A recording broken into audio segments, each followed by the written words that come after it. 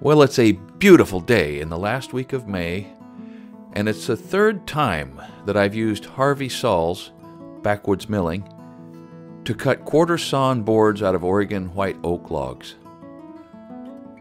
Harvey and his Woodmizer LH70 mill always impress me with their no-nonsense, get-her-done approach and the nice, straight, high-quality boards that they produce.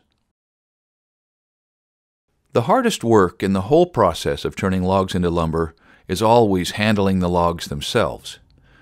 Now, as you can see, these oak logs are not all that big, and between the peavies that we're rolling them with and my little tractor, we really had very little trouble. But the real game changer in this whole deal is the live deck on the mill itself. The mechanical arms and turners and clamps that Harvey uses to manipulate thousands of pounds of wood with speed and accuracy are fantastic. They are really impressive.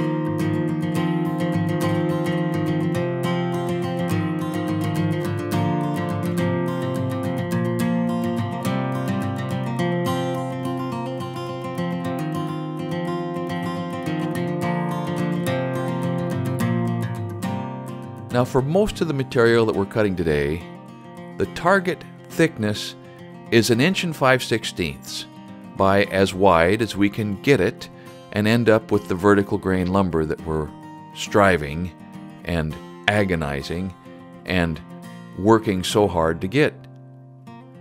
Now, even though this mill cuts amazingly straight, sawing lumber like this, vertical grain, instead of flat sawing or sawing through and through, wastes a lot of fiber, but it's worth it because of the beauty of the lumber that emerges when a log is cut this way.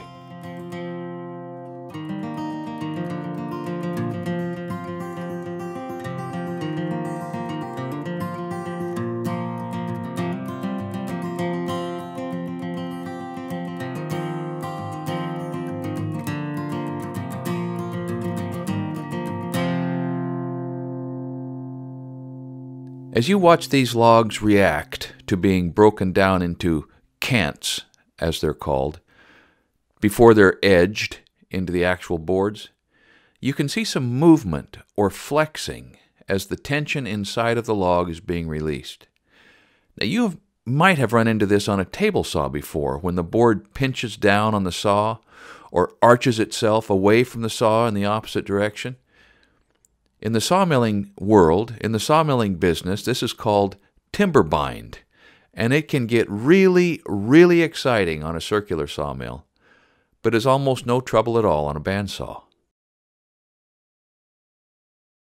In figuring out how to run this mill, Harvey has learned to put a lot of tension on his blades. More, actually, than Woodmizer even recommends, and he has had to reinforce the mill to deal with the additional load.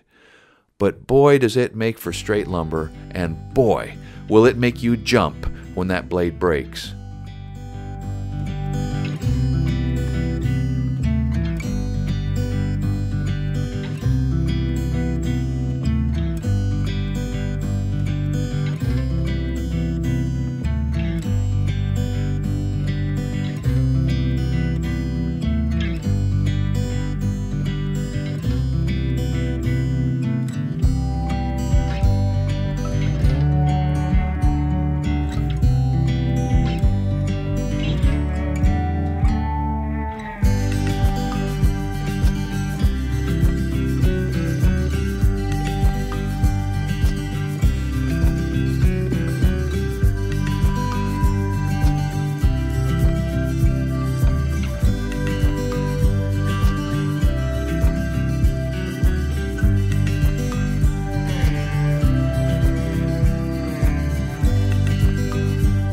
There's just something about a sawmill that is so interesting. People love to watch them run, and even my good friend Cy Swan, who has seen and experienced most of what a hard-working life can bring, loves to watch a sawmill. And since this one is close to his place today, he stopped in. It's always good to hang out with Cy. And it was a bonus day for me, never to be forgotten, because my brother Brett was visiting for a few days and brought our dad, Greg Wadsworth, up to watch for a while as well.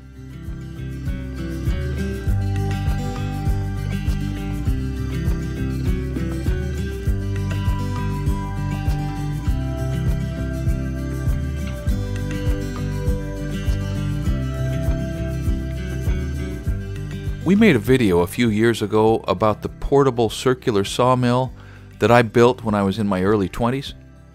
That sawmill had a saw blade that was 50 inches in diameter, and it was spinning 650 RPMs, and it was dangerous. Now, portable bandsaw mills did not exist then, but when they came along, they changed the industry almost overnight. I guess they were what is called today a disruptive technology. Today's mills are safer, they waste almost no wood in kerf, they're more versatile, and they're easier to operate than a circular sawmill ever was. About the only downside to a band mill is that they don't handle dirt on the logs as well as a circle rig can. But Harvey didn't have any trouble with these, and he only had to change blades twice.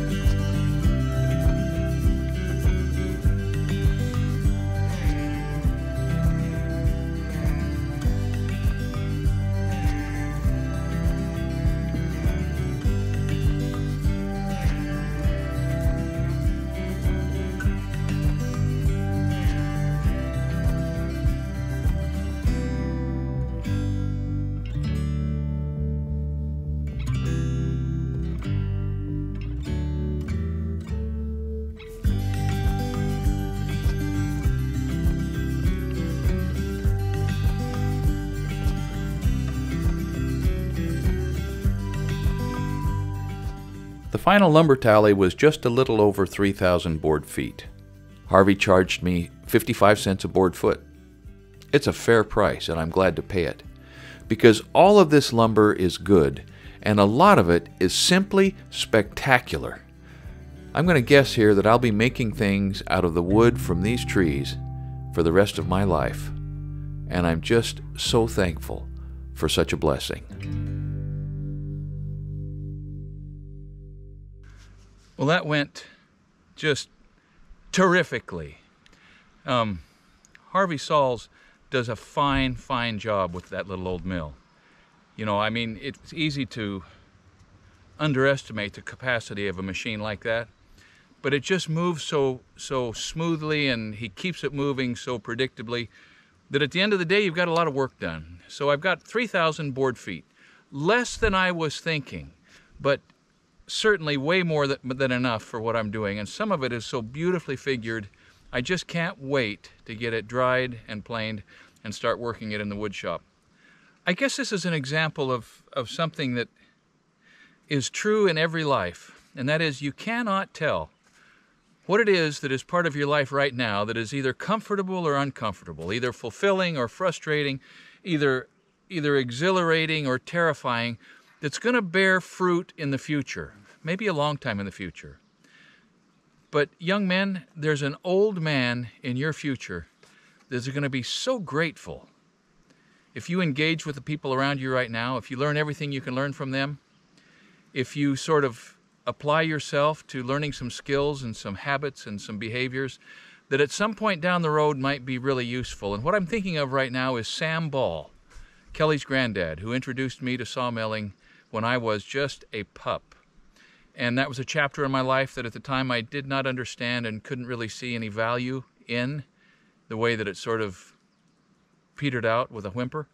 And now that I'm an old man, I understand milling well enough, and I have a circle of acquaintance and people who I have learned to engage with and respect and share skill sets with.